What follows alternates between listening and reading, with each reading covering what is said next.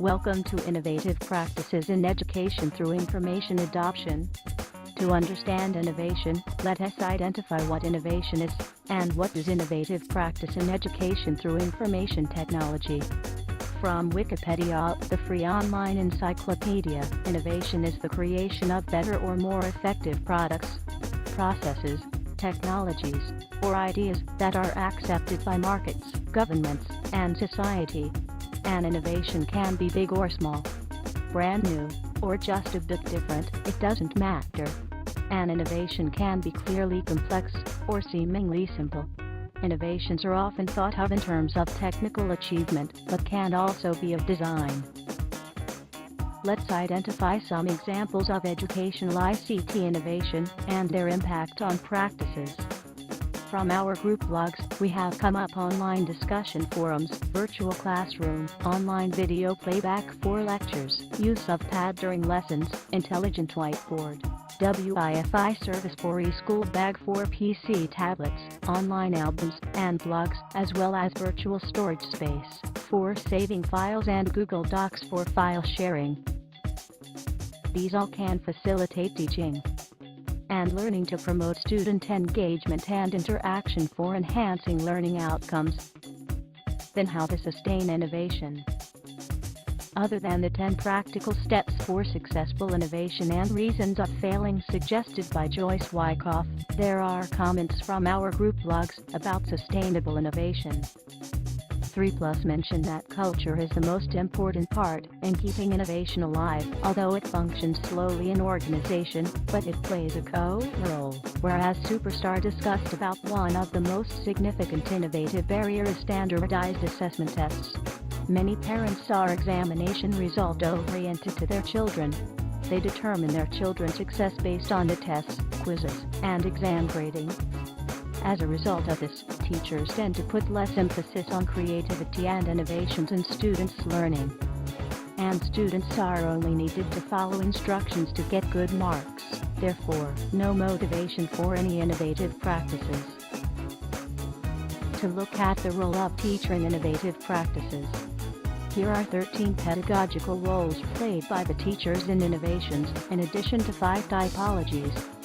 One of the most impressive example of analyzing teacher roles in innovative classrooms from our group blogs is the introduction of LiveScribe Pulse Pen from group 46310. The innovation of this case is for young students to use LiveScribe pens as an aid to organizing, recording, and then discussing their ideas on themes or central questions to do with readings for a book club. In this particular use of the pens, group students choose a theme or central question to do with their reading, and then each creates responses using the pen. In a subsequent meeting, the recordings of the written text and speech are used to facilitate further discussion. The use of the pens is considered an innovation because it gives a new way to get students talking and thinking about the readings. Let's check out what LiveScribe Smart Pen can do. So what makes the Pulse Smart Pen smart? For one thing, it's what's inside. It has an infrared camera at the tip which tracks everything you write or draw, and a built-in microphone that records crisp, clear sound. Inside is a computer that remembers everything you write, draw, and hear. You can play back what was recorded through the Pulse's built-in speaker or headphones. First, tap the record button on your notebook, and the Pulse Smart Pen begins recording everything you write and hear. Write or draw what you need. Then tap the stop button to finish recording. Later, you can replay the audio linked to your notes by tapping on them, so you never miss a word. First, tap the record button. Never miss a word. Pretty smart, huh? When it comes to analyze the role of students in innovation, there are 17 being defined. As you can see, the student role is shifted when pedagogy is changed from traditional to innovative. Instead of following instructions, students now collaborate with peers and engage in inquiry. Here come live examples from our blogs. Terminator provides an example from a primary school in Hong Kong. Teacher implemented a reading mentorship program where senior students volunteer to help junior students with their reading. After promoting the co-teaching culture in the school, students are now motivated and become more interested in reading. The photo here is showing their passion of reading after they join the program. Another example was given by InnoPower about digital game-based learning. This innovative teaching requires students to learn at a particular area by creating products such as graphics, videos, and games.